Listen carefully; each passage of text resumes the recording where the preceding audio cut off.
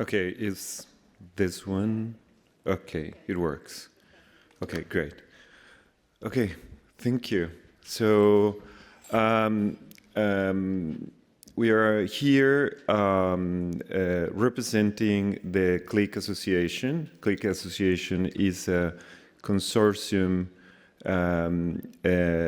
in which there are 4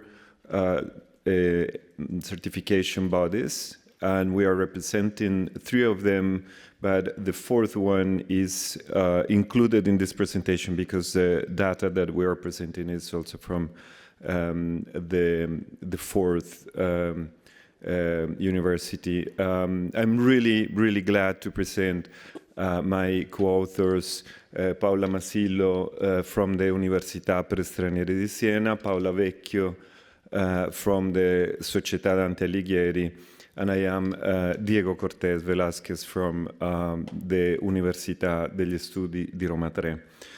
So we are presenting an initiative that is very aligned with this panel, with the social justice values, and is a product of our activism in the field of language testing, as it was presented by Cecily and Lorenzo in the paper of 2022. So we are going to, this is our summary. So we are going to talk, I am going to present some policy and ethical context. I am going to repeat some of what has been already said, so I will try to keep it short. Then I will give the floor to Paola Masillo, who's presenting the instrument, the tool that we are going to talk about. And then Paola Vecchio is going through some numbers, some data from the last year and the whole implementation, and then I will be closing with some implications for the responsible test use. So basically, we have been talking about today about the idea of language requirements that have been become a standard tool in migration. They are often presented as supporting integration, but in practice they also function as access conditions to fundamental rights, such as residency or citizenship. And this creates a critical issue for vulnerable groups, especially low-literates, migrants who face structural barriers in accessing standard tests. In language testing, in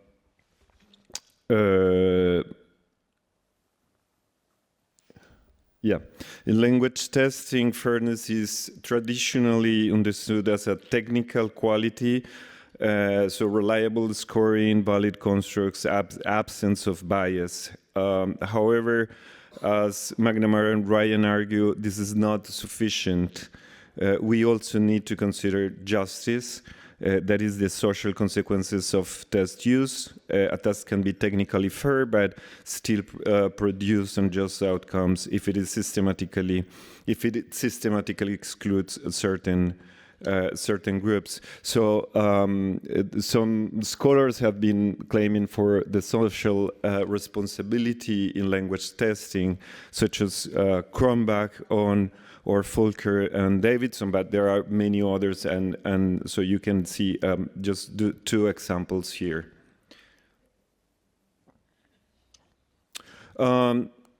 Language tests are not neutral tools, so this has been said today several times, as Dr. Randall reminded this morning.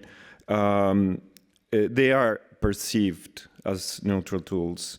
Research in critical language testing shows that they are deeply embedded in political and social contexts. They are used not only to assess language ability, but also to regulate access to rights and opportunities. This means that test use is never neutral, and that as language testers, we carry clear ethical responsibility. So that's why in Italy, we decided to take this initiative because the introduction in Italy of compulsory language requirements has led to significant concerns. For literate migrants, failure rates in the written A2 test can reach up to 70%. This raises serious questions about fairness and access.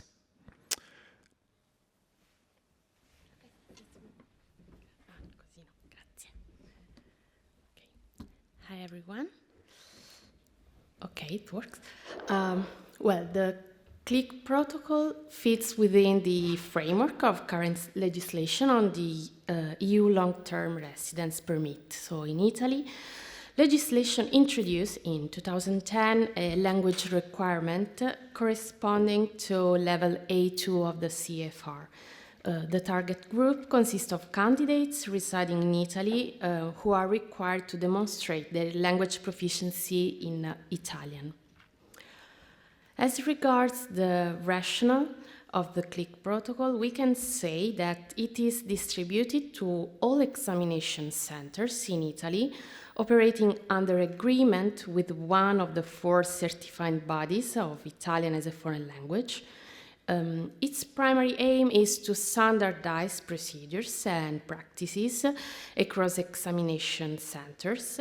At the same time, it specifically addresses LESLLA candidates, and in doing so, it seeks to reduce the potential negative impact of language testing on this vulnerable test population. I will now focus on the identification procedures. The assessment of the candidate's literacy profile takes place at the moment of exam registration. At this stage, the examination center administers a form developed by CLIQ. A staff member explains the purpose of the procedure to the candidate, ensuring that it is clearly understood. The candidate is then asked to provide oral consent to proceed.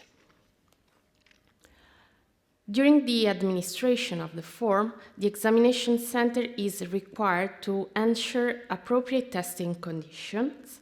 In particular, the form must be administered in person, in adequate physical spaces, and individually. The request for administering this form is consistent with the descriptors presented in the slides, which guide the identification of candidates' literacy profiles.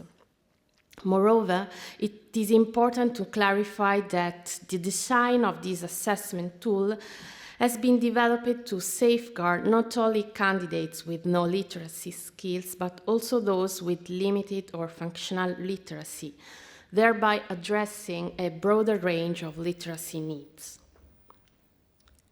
A few words about the reporting phase. For each candidate, the examination center reference is required to prepare a report. It includes information on the candidate's years of schooling, as well as a description of the written interaction competence. And it also indicates whether the candidate's profile matches the relevant descriptor shown in the previous slide. And where applicable, whether the candidate has participated in literacy courses at the examination center. Finally, the report includes observations on the candidate's behavior during the task, for example, in relation to their handling of paper and pen, providing additional qualitative insight into their literacy profile. To conclude, I would briefly discuss the final stage of the procedure. For each certifying body, an evaluation committee is established. It is responsible for reviewing the documentation collected during the identification and reporting phases and for determining the final outcome. For each candidate, the committee decides whether the examination should be restricted to oral skills only, and in such cases, the assessment focuses exclusively on oral production and oral interaction in order to ensure a fair and appropriate measurement on the candidates' competencies. So I leave the floor to Paola. Okay. Okay, thank you, Paola. So hello. So, yeah.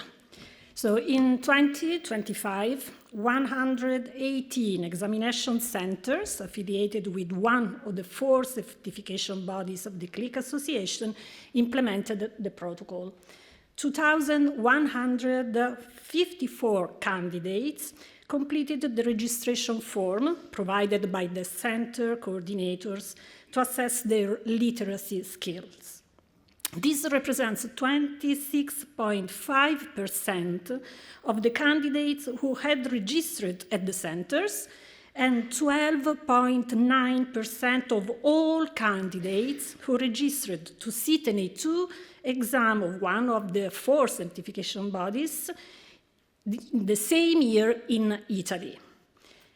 2,081 candidates, that is 96.6% of those who completed the form, were identified by the assessment panels as vulnerable candidates, eligible to take the A2 exam in the speaking component only.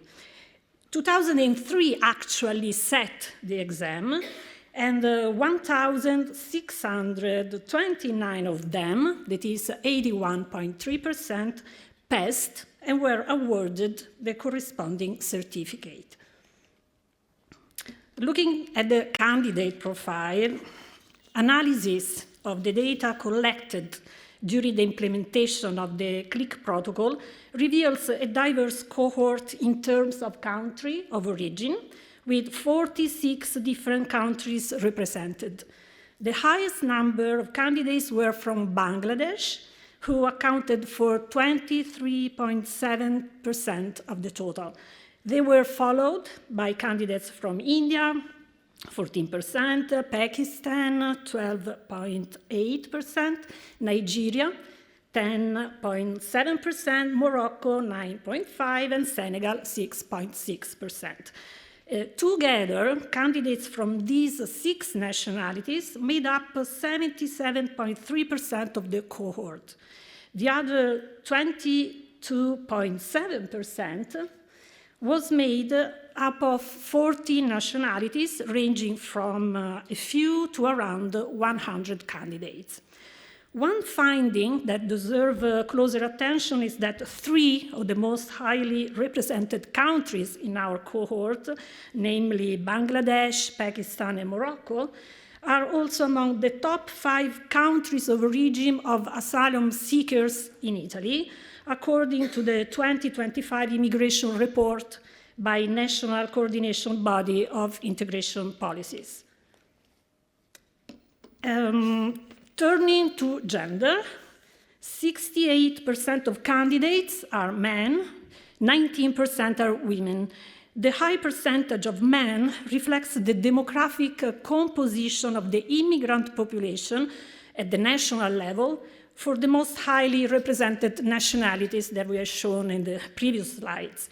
In 2025 immigration report, by the National Coordination Body for Integration Policies, we read that communities from South Asia and some sub-Saharan African countries show a strong gender imbalance in favor of men. Bangladesh, Pakistan, Senegal, and Egypt display demographic structures typical of individual migration flows oriented toward more male-dominated sectors such as construction, trade, agriculture. The low proportion of women highlights the still limited role of family reunification and confirms the predominantly economic nature of settlement.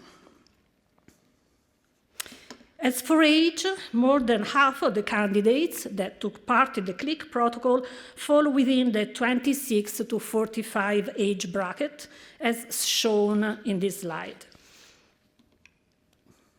Regarding years of schooling, the vast majority of candidates reported having fewer than 5 years of formal education, which is consistent with the profile of LESLLA learners and candidates.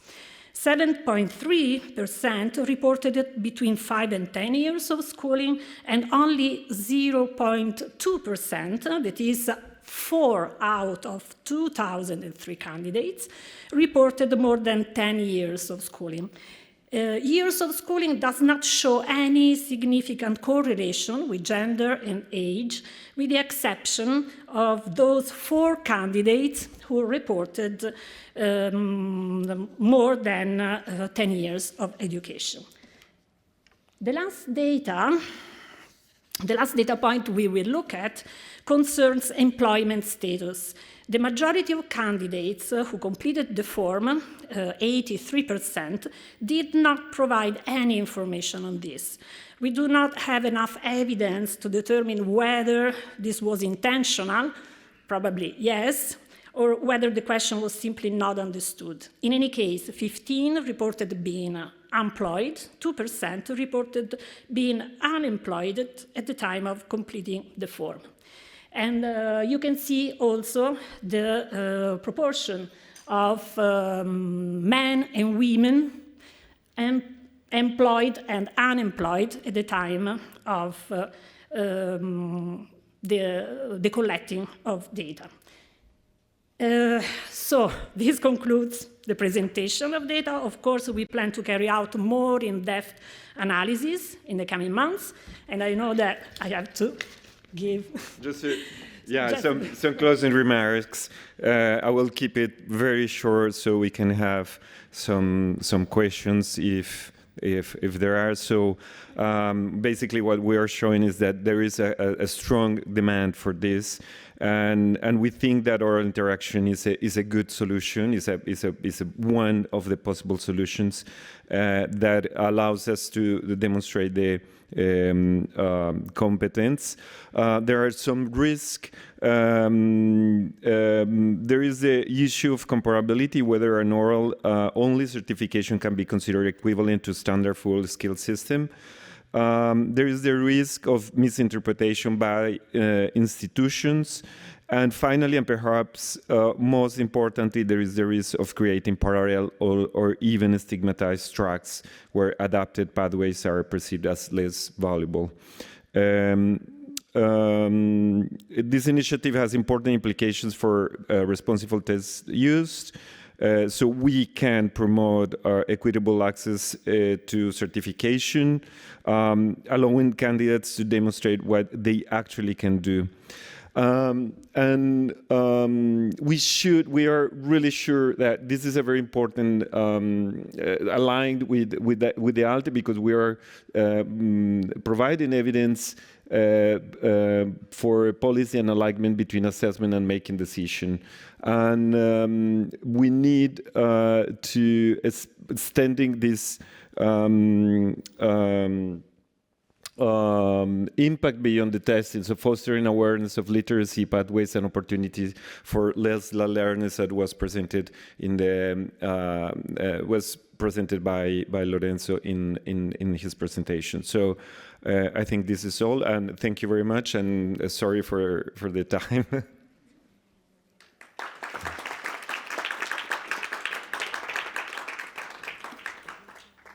Is there time for questions? Okay. So if you have questions, there's a question over there. Okay. What does the Italian government think? Because the demand is A2 for all skills, I suppose. This is for long permit, for the long permission. This is for residency.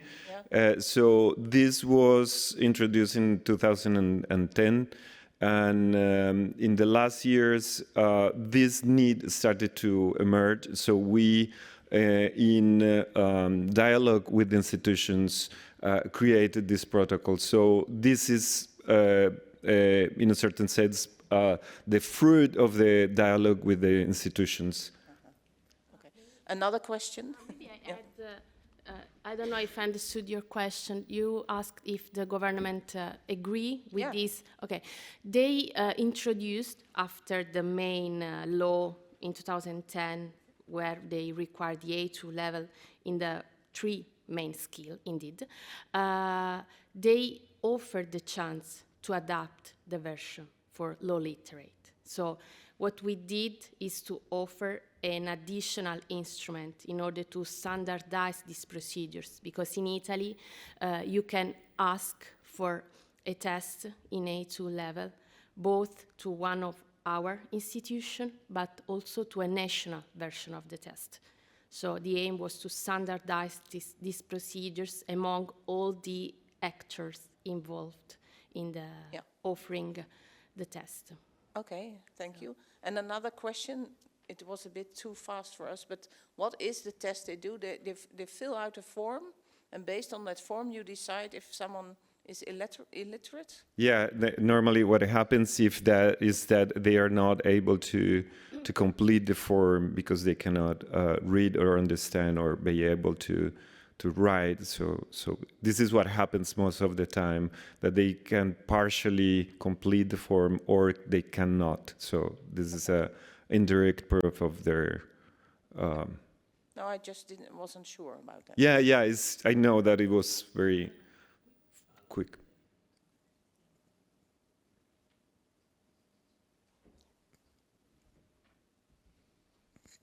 So thank you so much for a very interesting presentation. So my question is about whether in the protocol you also have provisions for test takers who may need access arrangements. So not just low literacy, but for example, someone who is blind or someone who has any other type of access arrangement. Yeah, what I can say is that as a CLIQ association, I tried to explain this at the beginning, but we are 4 different certification bodies. So we have our guidelines for the special conditions.